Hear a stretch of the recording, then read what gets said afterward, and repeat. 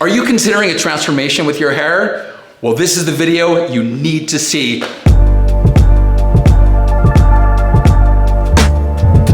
So we're gonna be adding a little bit of fringe, or some people talk about bang. What's the difference between bangs and fringe? Fringe is what you wear on your forehead, and bangs is what you do with somebody you think you love. All right, I'm done with the dad jokes. Let's get started, seriously.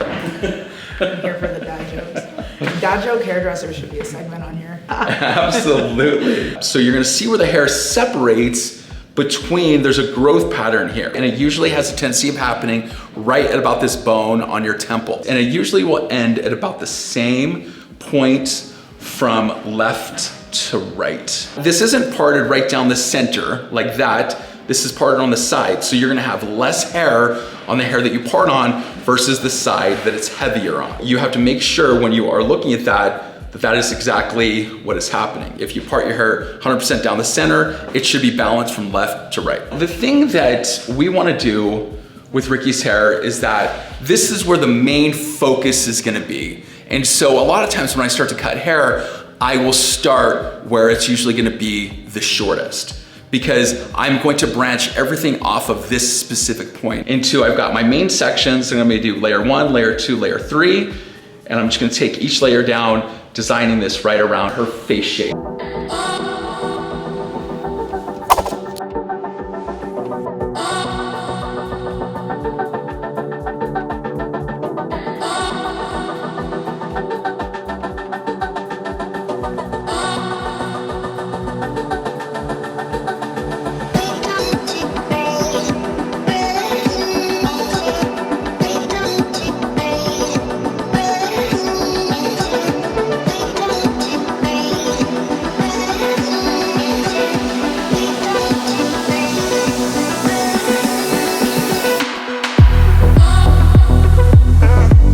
Down into 3 different layers. The bottom layer is gonna be a little bit shorter, mid layer is gonna be a little bit longer, top layer is gonna be a little bit longer.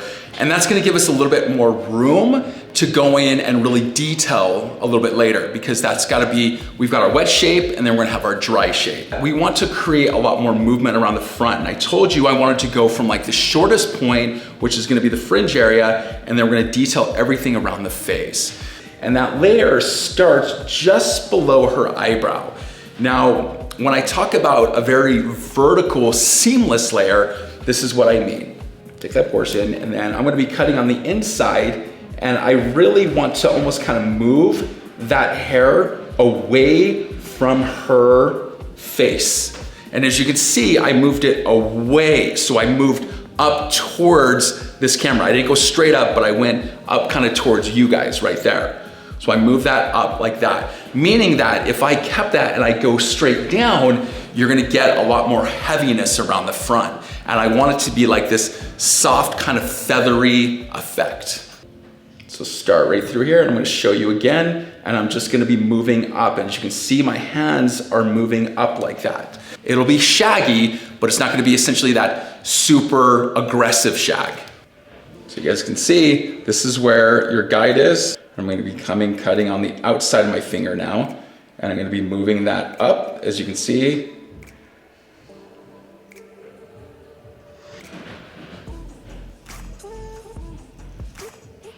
This is going to allow her hair to stay really thick at the bottom. Now what I want to do is the same exact thing, is that I'm going to bring this forward, bring this down, and I'm going to start to shape this around, and I'm going to really bring this up really close to this top camera right through there.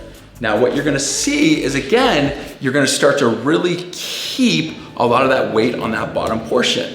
So now let's take this second bottom portion here and check and see if that is consistent. And I'm gonna cut that up just a little bit, just like that. Now I comb it down like this. I don't comb it over like that. So I'll comb it down, and I'm going to find where that section is, right through there.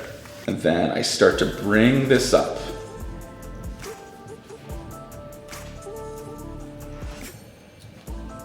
Let's go ahead and dry this. But now I'm done talking, the lights on me. I tell you, I guarantee this night's about to take a turn for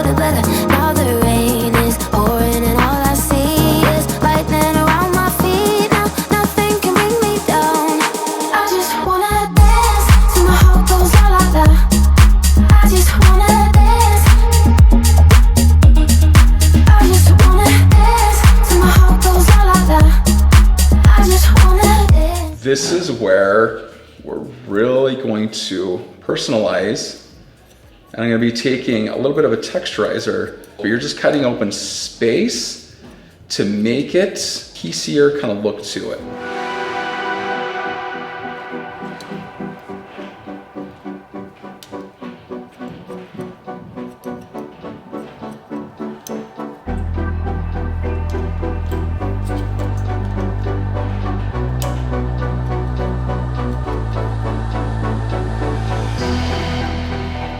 Now, the one thing I really want you to notice is that now we can actually kind of start to see through some of these portions right through here. It doesn't look so heavy.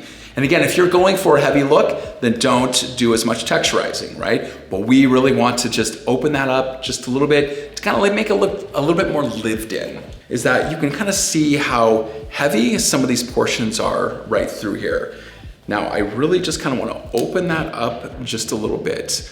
Now I'm going to come in and I'm gonna cut a little bit through some of this hair. I'm kind of bringing this straight up right through here to open that up. And when that kind of falls to the side, you're gonna see how it doesn't, because we don't wanna like widen up the face, we really kind of wanna slim that in, so still having hair fall towards the face without it bulking up in this area. That's the whole point of what I'm doing right here.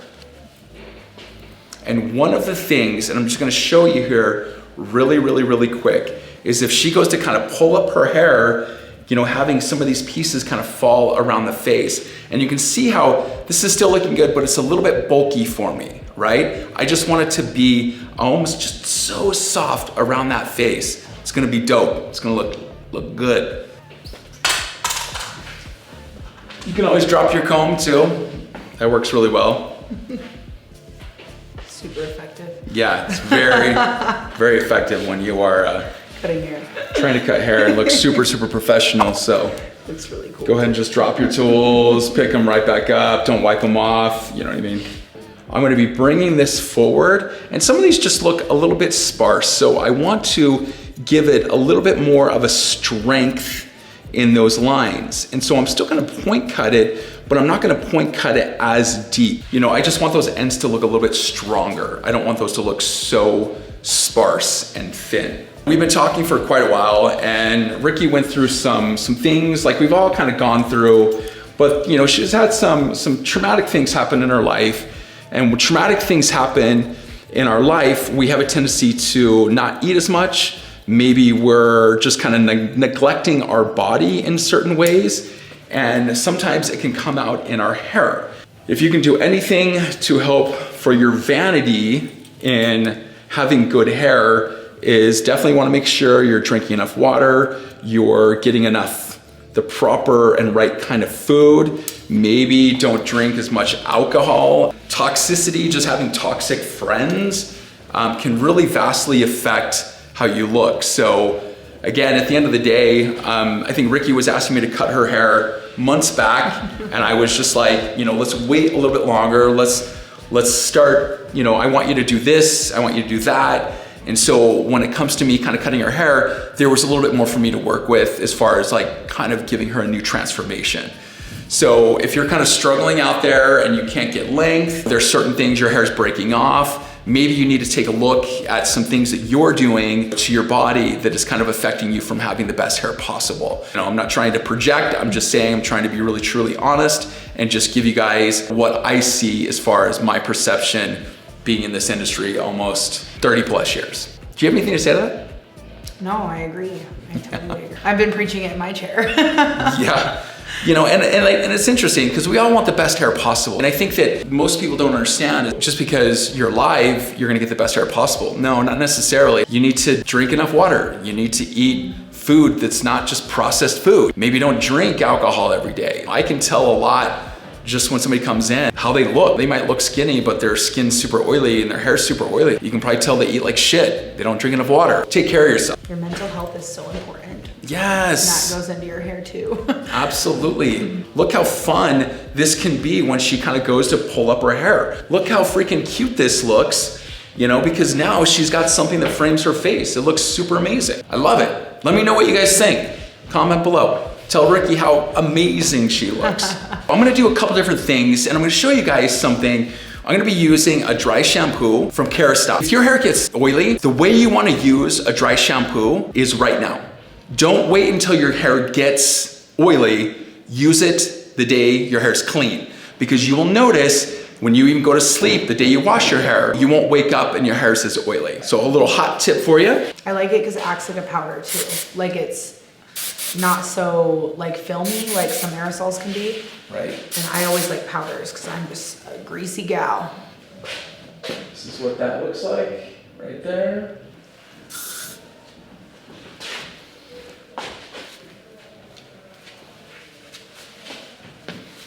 I freaking love it. And I hope you guys love it as well. Do you love it? I love it. Yeah, you love it. It is like Thank you. just super awesome. So is it still has that thickness below there, you know, on that length. It doesn't look super thin, right? But she's got that beautiful opening in the front, and that's again showing how you layer and you can keep that density at that bottom. I want to thank Ricky. Give me a hug. Oh, absolute pleasure. you. Thanks for tuning in. Seriously, it's a pleasure. I will see you guys in the next video.